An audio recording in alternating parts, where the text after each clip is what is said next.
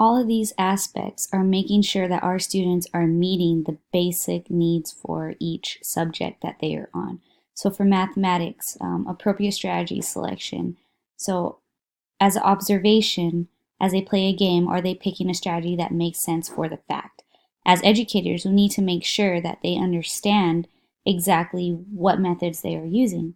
So for example, 9 plus 2, they might go 9, 10, 11. Now, if they were to go 9 plus 6, we would be a little questionable. Why are we going 9 plus 6 when the problem was 9 plus 2? So for these aspects, we need to make sure that they are being met. Flexibility as a strategy, for example, 9 plus 6, do they notice that for it equal 15, that could also be a grouping factor for 10, which would be for 5. So are they realizing that? Also, multiplication, because multiplication can really throw students off when they learn it. 8 times 3 is also 3 times 8. Are students being aware of that type of situation? And for efficiency, and how long is it taking them to exactly choose a strategy? Do they have to sit there and think about it? Or do the students usually just go to the most comfortable strategy they like to go to? As educators, we need to make sure their efficiency and that the reason why they are choosing these strategies are, in fact, for the correct reasons. Accuracy, are they getting the right outcome for these problems with the strategy they are choosing to do the subject with? We want to make sure our students are understanding the material, of course, but we don't want to confuse them. So if they're getting the wrong answers and considered a little unsure why their answers aren't adding up, we need to make sure that that they are picking the right strategies and why they are picking those strategies. So for example, we have this chart has some nice areas that we can cover to make sure our students are meeting them. Journals or tests. Not a really big fan about tests. On the next slide, we'll get into that a little bit. But just different strategies that we can use to make sure that our students are in fact meeting the basic fact for fluency. Again, adding and subtracting, some nice pictures and figures that we can look at how students will approach certain things. This table right here, it's called an adding table, and it moves just like this. So 0 plus 0 is 0, 0 plus 1 is 1, 0 plus 2 is 2, and I remember using this as a student, really young, to learn how to master my number sense skills, to know which numbers come before, which numbers come after, which numbers will always result in the same number. For example, 0 plus any number will always equal itself. This table is great to help students in that area. Over here, we have another addition and subtracting method. As I said before, myself as a student, I was always a hands-on. It shows right here how to successfully solve this subtraction problem right here. So it's another way for students to make sure they're understanding the material. Questions and answers. So as I said in the previous slide, I personally am not a fan of standardized tests. I know as a student we had to take them. Students now still have to take them. However, I just feel like I have my pros and cons about it.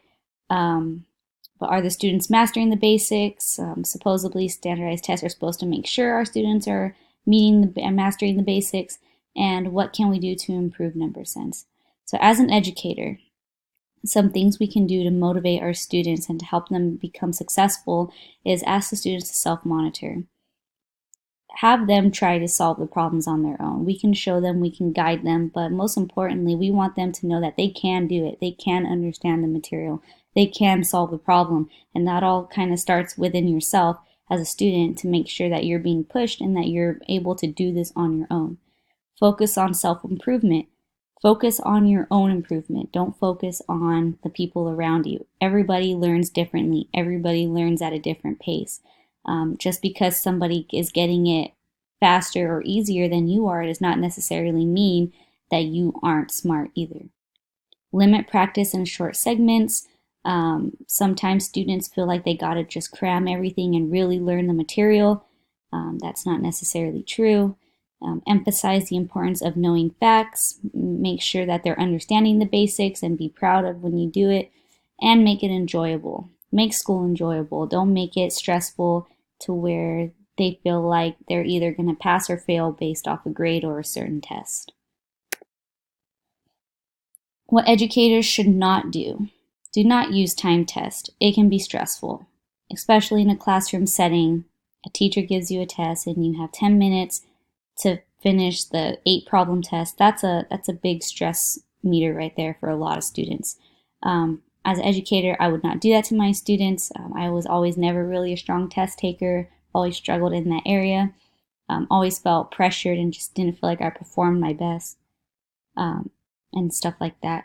Don't use public comparison. Example, Johnny is great at subtracting. Everybody needs to be like Johnny. As I said before, every student learns on their own. Everyone moves at their own pace. Not everybody is going to get subjects as fast as others. Don't work all the facts at once. Don't cram. I know I'm guilty of it, and a lot of us are, especially in college. We cram, and we try to squeeze all the information in one night and then take the test the next day. Take study breaks because that usually helps students understand the material a little bit easier. Don't expect perfection. Don't feel like you're going to get it right away because that's not always the case. Sometimes you're going to forget. Sometimes you're going to have to do it 100 times just in order to get it right, and that's all right.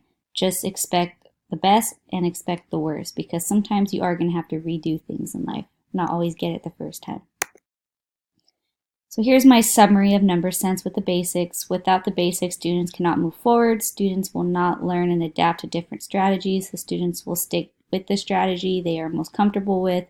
Students will understand different strategies involving addition, subtraction, and making sense of numbers, 1 through 10.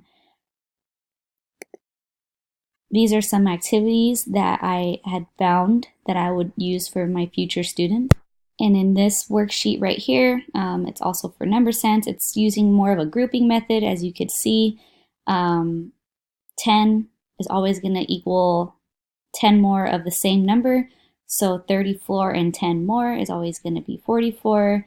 10 less, students have to understand that 10 less is taking away. So we are subtracting 34 from 10, which would give us 24. And pretty much this vocabulary right here is just going to help the students understand what they're reading, make sure they're understanding more is adding, less is subtracting. That way they're not getting confused and they are understanding the basics of number sense in this worksheet. Next one right here, another grouping, more for students like myself growing up, visual. I was always a visual learner, still am to this day. We are supposed to match these numbers with the given pictures down here. So 2, and we got to add right here 2, in here 2, right here. This helps students, 2 right here, helps students make sense that 2 is always going to be grouped with 2, 5 is always going to be grouped with 5, 4 will always be grouped with 4 right here. This helps their grouping method and this worksheet for number sense. And for right here, for the last one, number sense, as I said in the very beginning of the presentation, we got to know which numbers is before, which number is after, which number is between. This worksheet is great for that.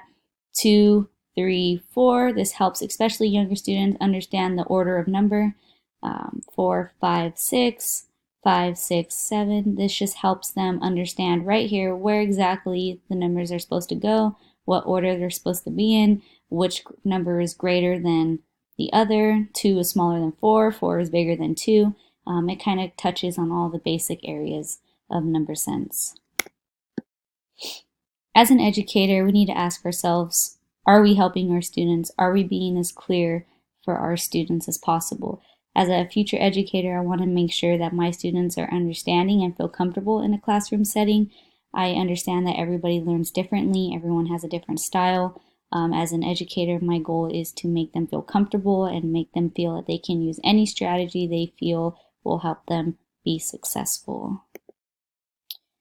And now we are on to Chapter 11, Developing Whole Number Place Value Concepts.